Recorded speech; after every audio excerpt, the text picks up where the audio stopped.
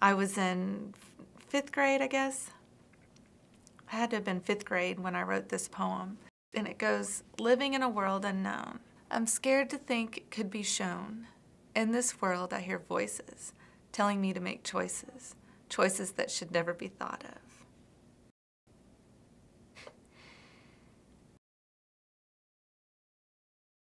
So, my grandfather. I think what frustrates me in just remembering these memories of him is knowing now even the darker memories, like how easy it is to, for a child, you know, to accept a person for the good that they are, not having to put that monster with that person. I think maybe that's kind of what we don't understand, is that's why people don't talk. Because sometimes when you're kids, you just, that's how you have to live. That's how you have to survive, because you have to see that good. You can't think about.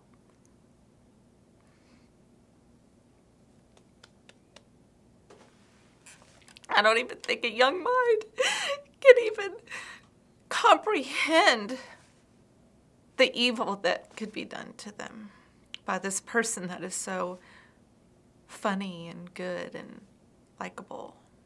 How do you say, this man has been doing these things to me? And it's not even, you know, the actual act. It's little things. It's the revealing of yourself when you shouldn't be doing that. It's the trying to get a kid to do something that they shouldn't be doing. It's the inappropriate touching. It's the innuendos and the insinuations and it's just all the things that are just not right. I wanted to go see my grandfather before he died. That's why I wanted to go. I wanted to just literally acknowledge, these are my feelings. These are my feelings. I wasn't expecting an apology. I wasn't expecting some kind of great reunion, and I wasn't expecting to look at him and go, oh, all is forgiven either. I just simply felt like I needed to acknowledge everything. I just needed to acknowledge it. But then he passed. And I struggled with that. Do I go? Do I not go? Do I go? You know, it was a small service, and all my uncles were up there, and they kept saying, come sit in the front. And I said, no, I need to sit in the back because, you know, if I need to walk out, or I just didn't know how I was going to behave. And so I sat back there and had to listen to how Christian of a man that he was, that he woke up every morning and said a devotional, and that he was such a good man. And I mean, that was what was hard for me. And then when everybody left and I was by myself and I walked up to his picture, I allowed myself to say, you hurt me. And that's not right. I needed to finally feel and say, I am angry, and I have a right to be angry, and I have a right to feel this way, and this did happen to me, and I don't care, you know, because I had a lot of people when I came out with these memories just recently after dealing with this for so long. You know, well, it's just kind of weird that you're just now coming up with the memories. Well, thanks. And, you know, don't you think it's a little odd? Well, yeah, but that's how the mind works, you know?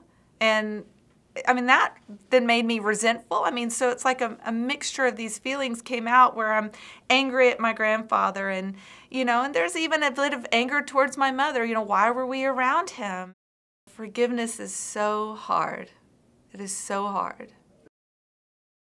I have to allow myself to be angry and to be upset that, yeah, Mom, yeah, you should have kept us away. You know, you should have done that. And yeah, I'm angry at my grandfather for the mixture of evil that he is, of course. I've forgiven him for me because I needed to go through the pain.